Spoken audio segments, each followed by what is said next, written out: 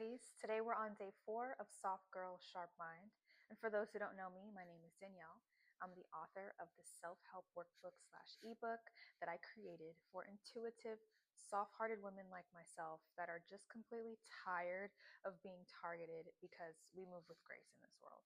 So far, we've spoken about emotional probing, red flags, and how to notice when someone is targeting us, whether it's a man or a woman, during our interactions. Okay. Today will be all about how we can protect ourselves moving forward when we sense that something's off. And to be completely honest, it's not always easy to be able to know, so don't beat yourself up about it. It is completely okay if you're not getting those little voices in your head or a little red siren, whatever you hear in your head when you get red flags, because I personally do literally get like a little alarm going off, okay, personally. You're not always going to get that, and it's okay. But when you do, I need you to listen to it and to trust your intuition, okay? For those of us who are soft-hearted, it is kind of awkward for us to set boundaries ahead of time when we don't really know people like that. Also, especially when they're being like really warm with us, very charming at first. We don't want to just sound crazy. It's just like, hey, look, something's off with you. I'm not rocking with it. Get out my face. It might feel awkward saying that. So I'm going to teach you little ways that you can set your boundaries with these people without having to be so direct to where they get defensive and start manipulating you even more. So first and foremost, I need you to know that you don't owe anybody any kind of vulnerability, okay? Just because they're being emotionally warm with you, emotionally open, or come off as emotionally safe, don't be so trusting so soon. A lot of times I feel like we tend to be extremely trusting, myself included, like I said, and we feel like we kind of owe that in return to them. When someone's being emotionally open or really just warm with us, we feel like, okay, yeah, like let me get a little vulnerable because this is naturally who I am and I just want to be transparent. Okay, we have got to stop oversharing. That is rule number 1.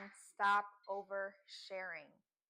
Stop it. When you sense that someone is digging a little too deep into your story, I need you to go ahead and flip it on them the best way that you can.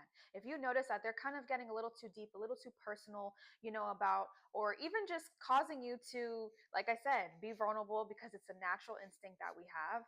If you catch yourself feeling too comfortable to share things that really meant a lot to you or cause a major transformation in your life that like nobody really even needs to know, only the people close to you know about, okay, that's when I need you to stop in your tracks, okay, and start kind of flipping it on them. Ask them questions. Make it kind of like a one-sided conversation.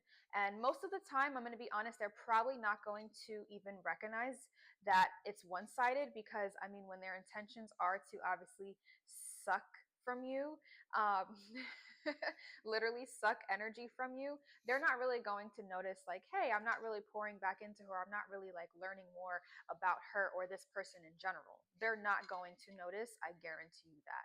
They're actually used to talking about themselves, most likely.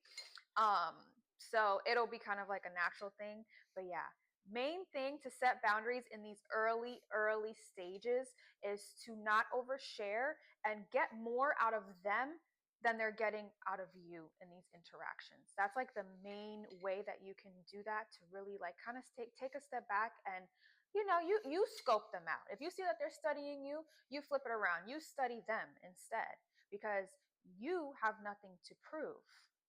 You're the genuine person here.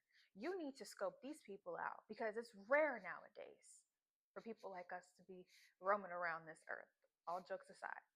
Okay? So now we need to do the studying. We need to do the scoping and the probing to really see, are you someone that I can be emotionally safe with? Can I really be myself? Can I really give you this beautiful energy that I have, all this love that I have to give? Is it safe with you? That's the question. Stop oversharing.